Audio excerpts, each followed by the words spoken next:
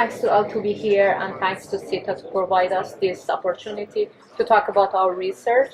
I'm a researcher from DCU and also a member of LERO. And here I would like to talk about what we are working at the moment. And probably you all know Ralph. Good morning, everyone. Ralph Montague from ArcDocs. It's been a pleasure to work with LERO and DCU, and we're looking forward to further research in how to improve them. This presentation is about our ongoing research and exploration of information flow for BIM process. And we started with this problem and with this research by this fact that there are some barriers that we cannot integrate information from buildings and also put them together with live data from sensors. And where is this coming from? My background is for doing all of this research is about smart city, and we need to realize connected systems in smart cities. And why we want to do so? Because we want to, for example, have various services for security, for energy consumption and energy saving, and also for many different aspects. And we are not able to have access to building information to put together.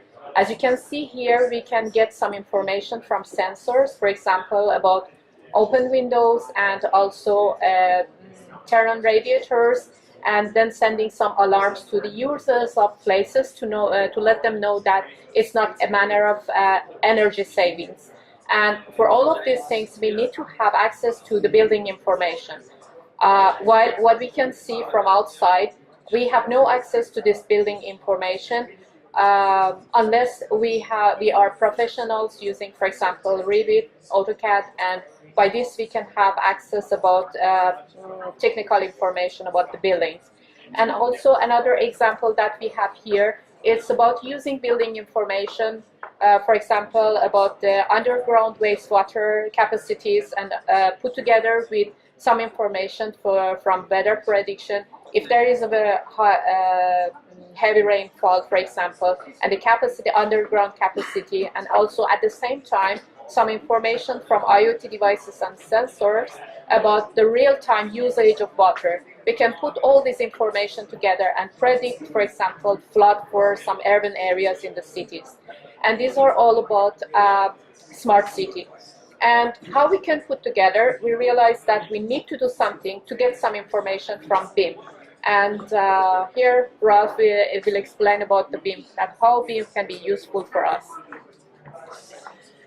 Yeah, so I suppose there's lots of promises in various reports and documents about what BIM would bring to the construction industry. And to summarize them, there's lots of significant promises. In fact, and I just took this quote from the Boston Consulting Group report, which says that digitization could lead to significant cost savings. And that percentage is quite big. If you think of the construction industry in Ireland, the line site was saying we would probably reach about 20 billion in construction output, by the end of this year. So 10% saving on 20 billion, that's 2 billion euros of savings during design, construction, engineering. But I suppose what we were interested in when talking to DCU was the operational savings, the 10 to 17% in operational cost. Well, the reality is that we've had fantastic talks today about technology and BIM, but the stark reality is that about 99% of buildings have no BIM. They have paper documents, paper drawings. Some projects have used BIM during design and construction and may have had a reasonable model at the end of construction, but it has no way of checking that it's correct, and has no way of maintaining it. And very few, I would say, buildings have what I would call good BIM. Information that's being maintained. And so the question we explored with DCU is, could we leverage technologies, various technologies, IoT devices, to capture big data and begin to mine the big data for ongoing improvements in the quality of building information models.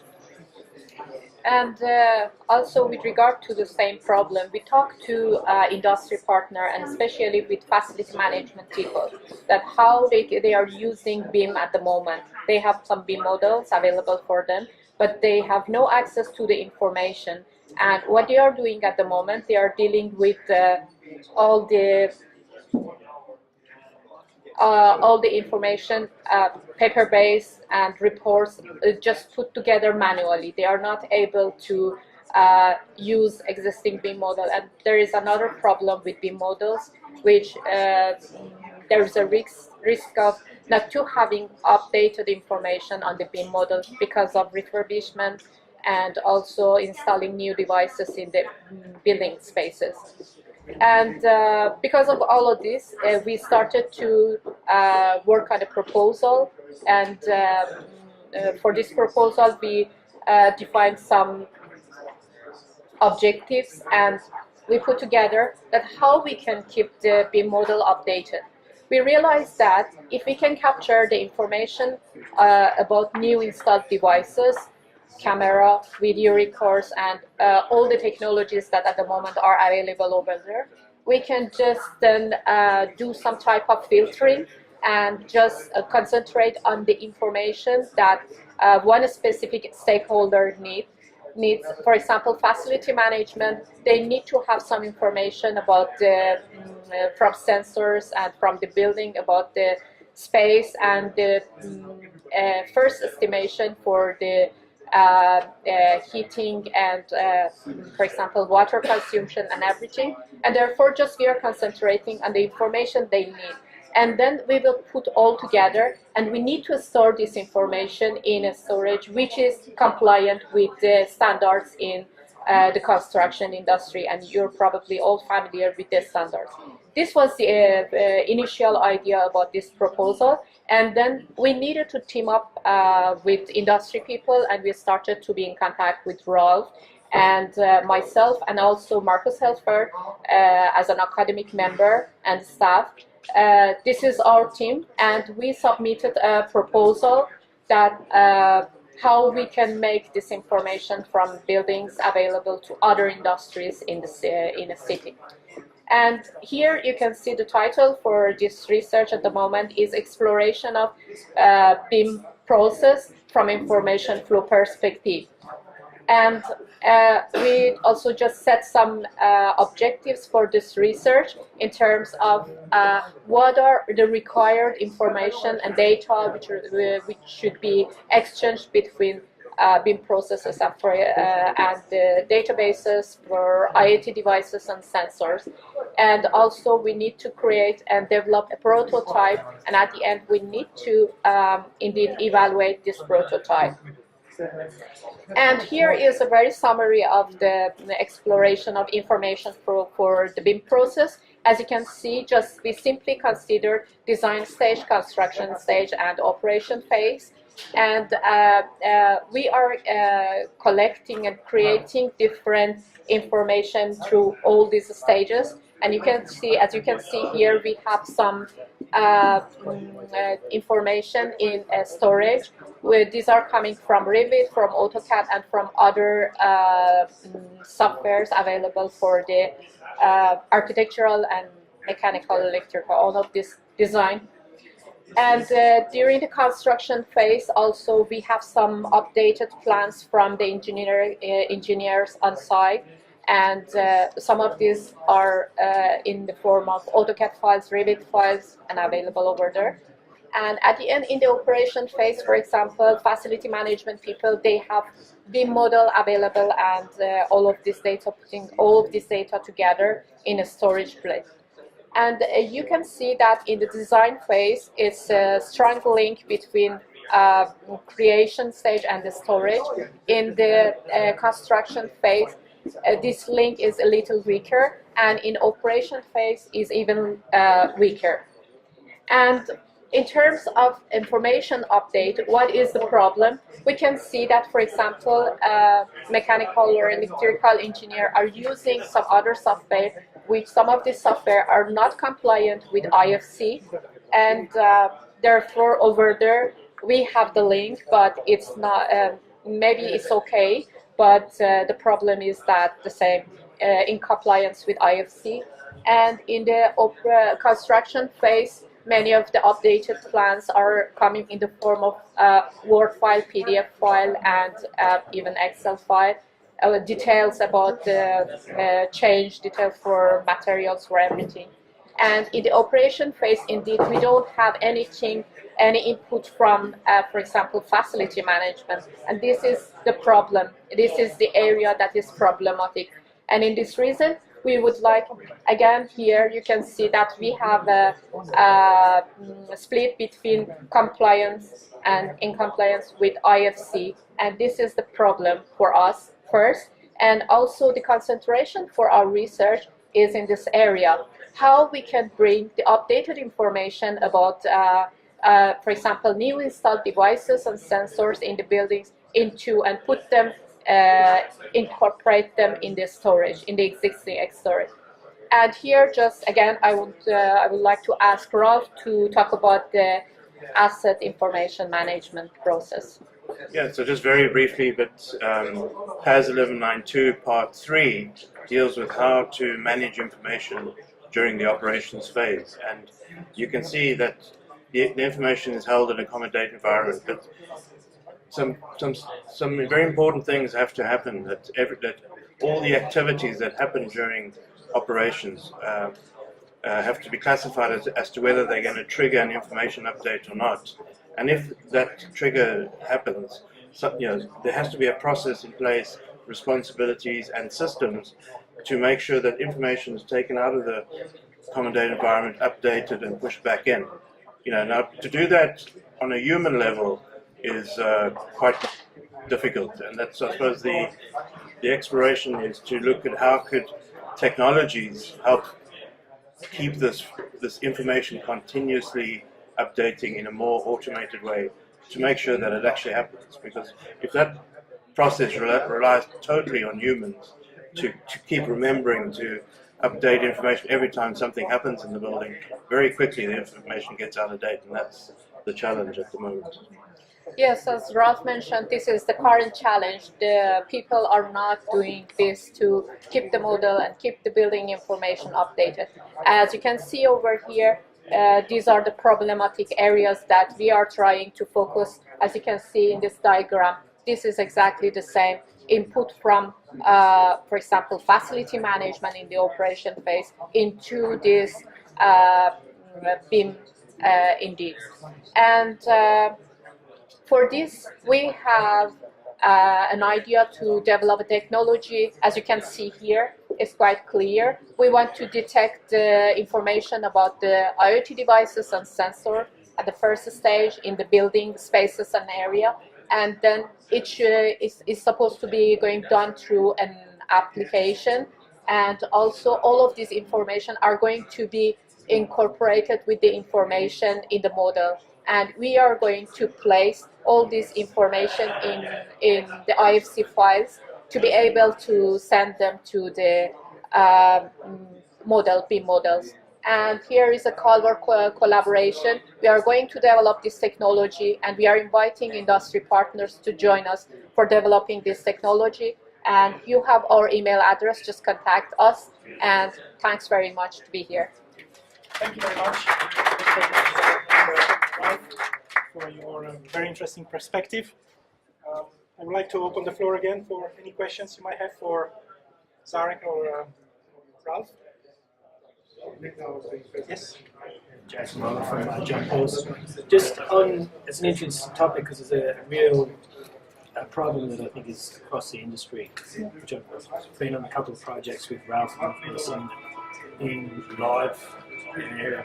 But I think one of the key areas is the functionality from the FM side, having something that is easy to use. They don't need very heavy sort of technical skills of diving into Revit, where they can kind of view the model and also have a database. Have you looked at what that sort of side is going to look like? Because that's kind of a big piece of the puzzle there. To have it sort of a really easy interface to navigate the model and the information and engage with it.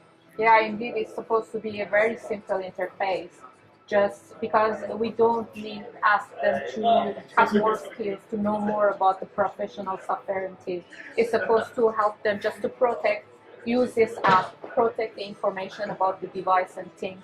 And this app is doing everything. It takes everything to the IFC file and imports it into the 3D BIM model. And as you could see, could you please go to 2 slides back? Yes, this one. For example, we can see the updates in the BIM model. There is no need to have any skill. This would be an automated. And it pushes it back in through Forge into the model in the cloud. Yeah, it's supposed to do everything by itself. There is no need to be professional in none of this software things. I think this is a research project. So it's an idea at the moment, and what what we're looking for is industry partners who see this as a problem that needs to be solved. There's funding available through Science Foundation Ireland and LERO, and but the way funding works in Ireland is you can't be purely academic. There has to be some sort of industry input to it. So that's really a call to industry to team up with DCU and LERO to explore this further, because it's an interesting problem and it needs to be solved by somebody. Any other questions from the floor? I have one actually for Zohreh. You mentioned earlier collaboration and information flow perspective. Where do you think the bottlenecks are in that information flow that might affect projects' timeline and projects' deliveries? Based on our efforts to get some more fund from SF5, you realize that everybody at the moment is looking for having a prototype, a technology somewhere over there, and then SF5 will put a lot of money, huge amount of money on this. And therefore, next step for us, I'm a researcher, I'm coming from this university, but we are going to work mostly on the technology side and developing this technology. And we are hopeful next year we will have something to show up to you that we can detect this information about the devices, and we can take all of this information into the BIM model. Because it's quite clear that there are a lot of valuable efforts from industry side, and we have a lot of things over there. Just we need to put them together and make this information available for other industries. Just we need to have a join. Yeah, thanks. Can I comment on that? Like the bottlenecks really is the way the industry functions. So it's very manual. So there's a lot of human input but using lots of great technologies. But at the point of exchanging information, we dumb the information down to a printed copy or PDF. So we're using BIM and Revit and all these fantastic things. But when I need to give you information, I print a set of PDFs. And if you're lucky, you get my model, but that's really only if you're lucky. and it's very slow. That sort of human input is very slow to gather. And so I suppose the ideas here are there's great technologies, really cheap sensor IoT technologies that produce tons of data, but we need to structure that data. We need to look at the big data problem and say, what can we get for it? Like just in this space here, there's probably about 30 devices like this that have a camera, GPS, whatever. Like I could ask all of you to take a photograph. We'd have like 30 photographs in like a minute of this space, because technologies could convert all that into a 3D model in seconds. So like. But we don't know how to use devices. That's the bottleneck. We don't know how to deal with all that data. Yeah. And continue on what you said there, it was on a slide earlier. I mentioned that a staggering amount of buildings in construction works doesn't have any BIM projects, or they don't have any data. They have paper. Yeah. So what do you think needs to be done in Ireland to speed up the uptake of BIM and Well, we need solutions, technology solutions, because we can't manually build BIM models of every building in Ireland, in the way we build BIM models now. That wouldn't be cost effective. Imagine going back and bumming up every building manually. Like that just wouldn't work. But we need data, so we got to look at technology solutions, and it includes laser scanning and reality capture and all these things. And that's fine. Those technologies are there. They exist. They can produce tons of data, but we don't know what to do with the data. We don't know how to sort through it and organize it using the kind of BIM schema. Yeah. So that needs that's where the research has to come in. It's just trying to figure out that big data problem, because we're producing tons of data. Like, as I said this morning, like every site has a scanner, every person has a photograph. You know, like there's so much data. We just don't know what to do with it.